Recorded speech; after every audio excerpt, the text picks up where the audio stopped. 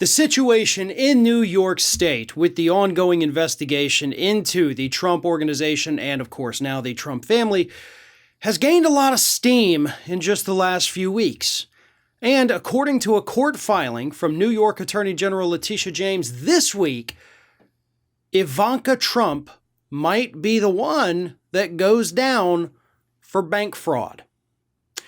According to the documents that James has filed with the court, seeking the court, for the record, to force the Trump family to come and testify. According to these documents, Ivanka Trump was the one who signed off on the papers that went to Deutsche Bank that overinflated the values of multiple different Trump properties in order to secure more funding. What this means is that if this was intentional, intentionally overinflating the value to the bank in order to secure money, that is textbook bank fraud. That is a felony. That is absolutely a prosecutable offense that people go to jail for. And the court filing itself says Ivanka was the one who signed off on these documents.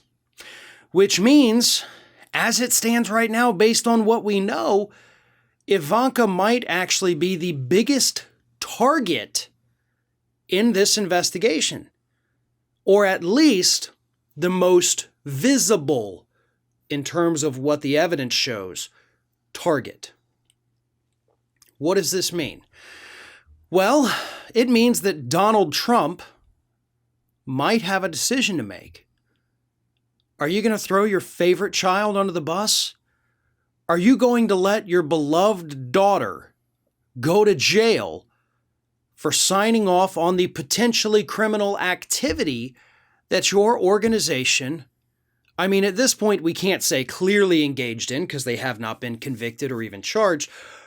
But to me personally, my opinion is it looks like they're guilty as hell. It also looks like the New York Attorney General is sitting on a hell of a lot more evidence than any of us had previously realized.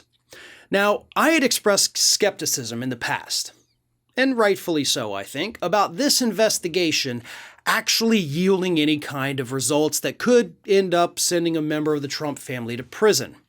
And while I still believe that's most likely the case, I am no longer as certain that that is going to happen after reading through these court filings, folks.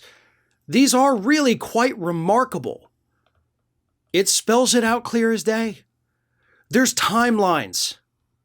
There's evidence. There's testimony.